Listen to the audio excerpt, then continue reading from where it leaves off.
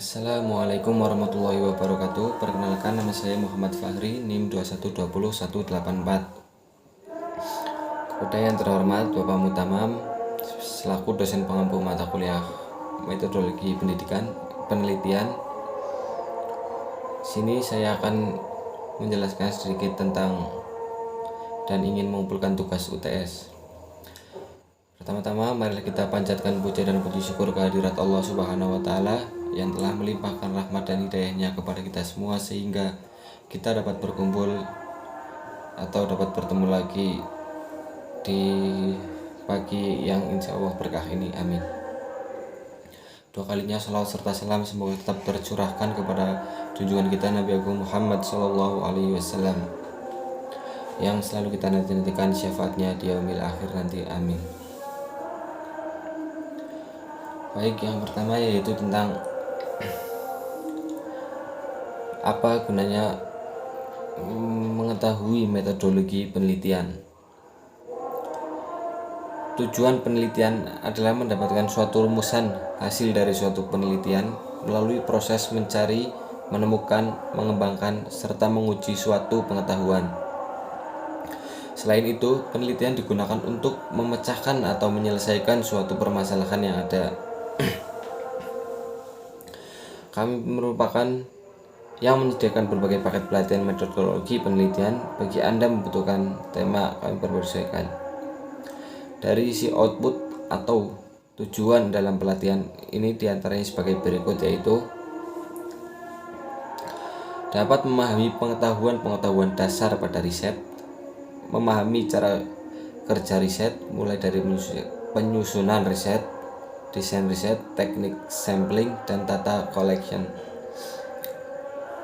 Selanjutnya, melakukan sebuah riset kualitatif dan kuantitatif di bidang manajemen atau bisnis. Selanjutnya, memahami berbagai metode analisis data riset seperti uji ANOVA, korelasi, analisis faktor, struktur equation modeling, dan lain sebagainya. Selanjutnya, menganalisis sebuah kegiatan riset di bidang manajemen menggunakan software. Peserta dapat mengambil kesimpulan dari sebuah model penelitian. Selanjutnya, yang terakhir yaitu peserta dapat melakukan evaluasi menyeluruh pada sebuah riset di bidang manajemen yang telah dilakukan.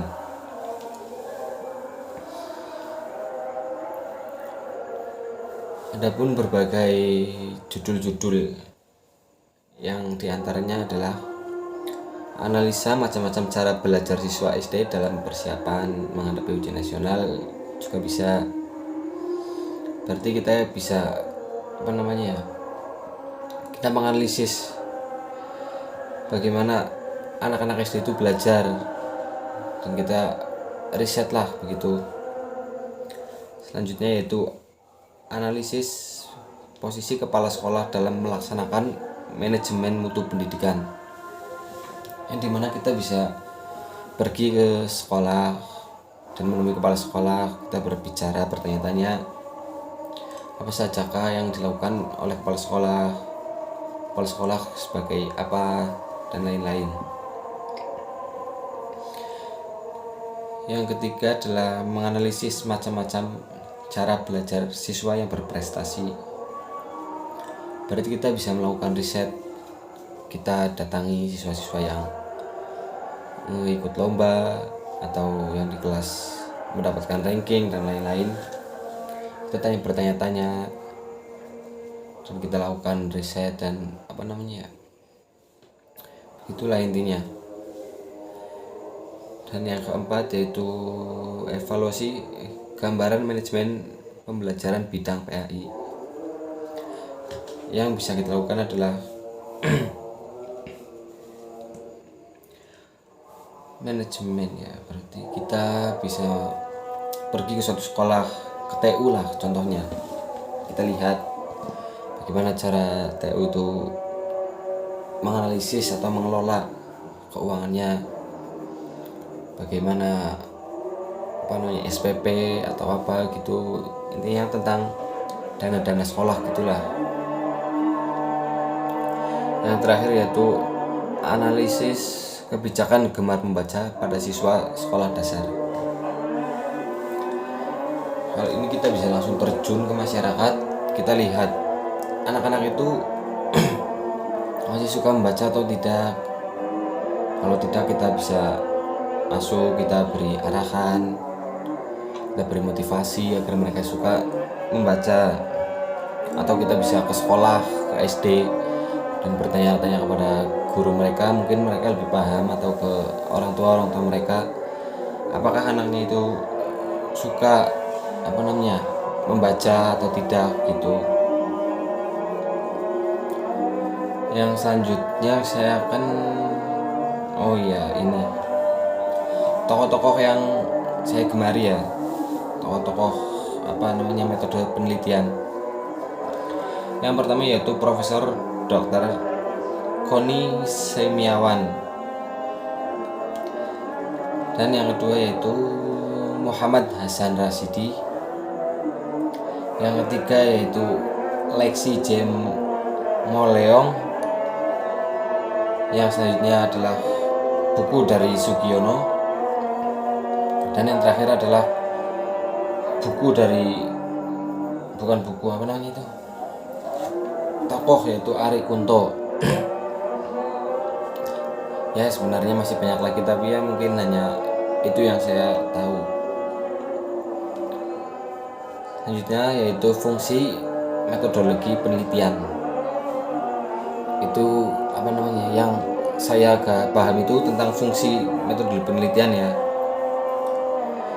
Fungsi metode penelitian adalah mencari jawaban dari penjelasan terhadap suatu permasalahan alternatif yang dapat digunakan untuk pemecahan suatu masalah.